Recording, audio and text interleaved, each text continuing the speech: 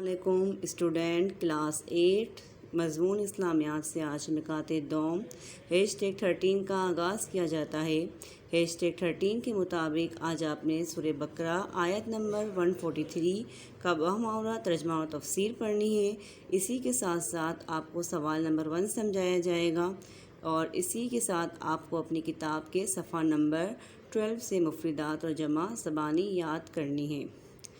آپ نے یہ تمام کام زبانی یاد کرنا ہے، نوٹ بک میں نہیں کرنا۔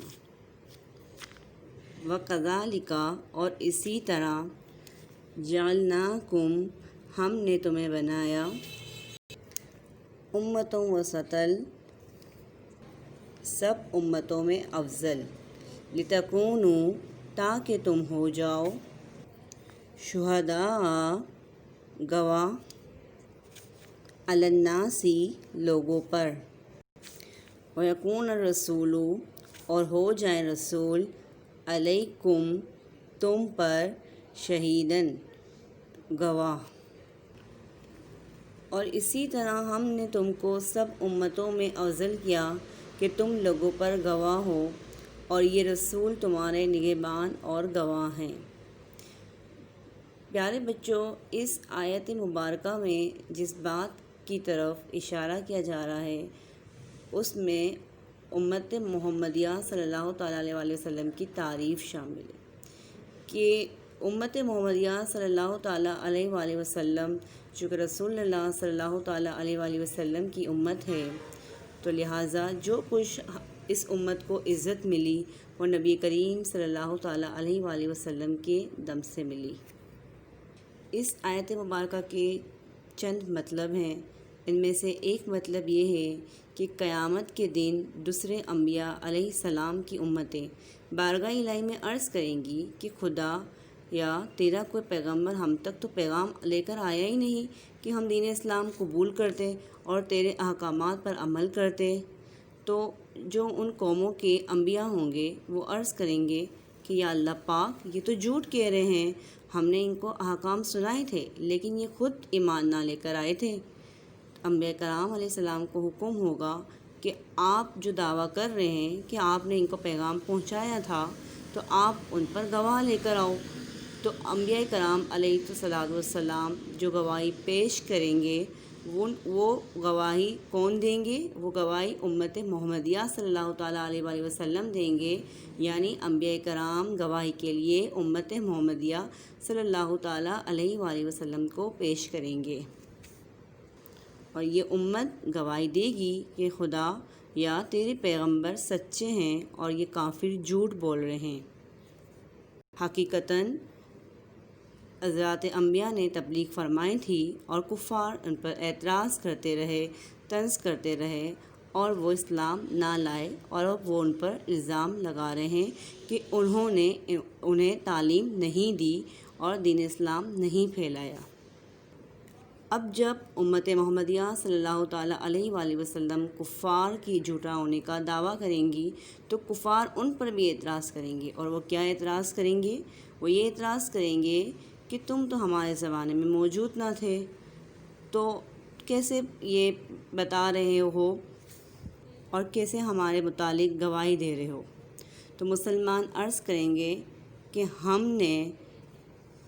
دیکھنے والے سے سنا ہے، کیونکہ امت محمدیہ آپ سب جانتے ہیں کہ آخری امت ہے، تو لہٰذا وہ یہ عرض کریں گے کہ ہم نے دیکھنے والے سے سنا ہے۔ اب پیارے بچوں دیکھتے ہیں کہ کنہوں نے دیکھا؟ انہوں نے جو دیکھنے والی ذات تھی وہ ذات مبارکہ رسول کریم صلی اللہ تعالیٰ علیہ وسلم کی تھی، یعنی آپ نبی کریم صلی اللہ تعالیٰ علیہ وسلم پچھلی امتوں کے حالات بھی جانتے تھے اور دیکھتے تھے۔ نبی کریم صلی اللہ تعالیٰ علیہ وسلم مسلمانوں کی یعنی اپنی امت کی تصدیق فرمانے کے لیے تشریف لائیں گے اور عرض کریں گے کہ مسلمانوں کی تصدیق یعنی اپنی امت محمدیہ صلی اللہ تعالیٰ علیہ وسلم کی تصدیق فرمائیں گے اور عرض کریں گے کہ خداوند کریم واقعی ہم نے ان سے فرمایا تھا کہ گزشتہ پیغمبروں نے اپنی قوم کو تبلیغ فرمائی تھی، اس گواہی پر انبیاء کرام علیہ السلام کے حق میں ڈگری ہوگی۔ اب یہاں پر ایک بات یہ بھی ہے کہ یہاں آپ کو معلوم ہو رہا ہے کہ امت محمدیہ صلی اللہ تعالیٰ علیہ وآلہ وسلم پچھلی امتوں پر گواہ بنیں گے، اور جب کوئی دعویٰ کرتا ہے اور گواہ پیش کیے جاتے ہیں اور گواہ حق پر بات کرتے ہیں تو جو مدعی یعنی کہ دعویٰ کرنے والا ہوتا ہے وہ گواہ بہت عزیز ہوتے ہیں اور وہ ان سے محبت کرتا ہے، جس سے معلوم ہوا کہ تمام پیغمبروں کی محبوب یہ امت یعنی امت محمدیہ صلی اللہ تعالیٰ علیہ وآلہ وسلم، یہ امت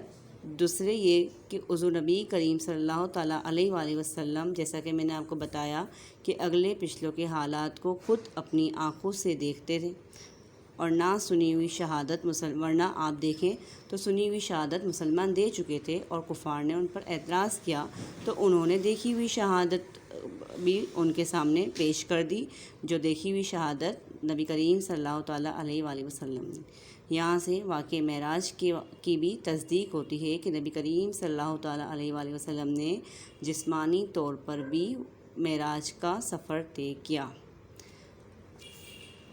اب آپ کو سوال نمبر 1 یہاں پر نظر آ رہا ہے، اس میں آپ کو چند پوائنٹس اسی اعتبار سے بتائے گئے ہیں۔ حضور نبی کریم صلی اللہ تعالیٰ علیہ وسلم حاضر و ناظر ہیں، حضور اپنی امت کی حالات سے باخبر ہیں، پچھلی امتوں کا بھی جائزہ لیتے رہیں، اور اسی کے ساتھ ساتھ امت محمدیہ صلی اللہ تعالیٰ علیہ وآلہ وسلم کی گواہی پر بھی تصدیق فرمائی، اور حضور نبی کریم صلی اللہ تعالیٰ علیہ وسلم اول اور آخری نبی ہیں۔ ایک بار پھر بتا رہی ہوں، آپ کو صرف اور صرف سوال نمبر 1 تحریر کرنا ہے، اس کے علاوہ آپ نے کوئی بھی کام اپنی نوٹ بک میں نہیں کرنا۔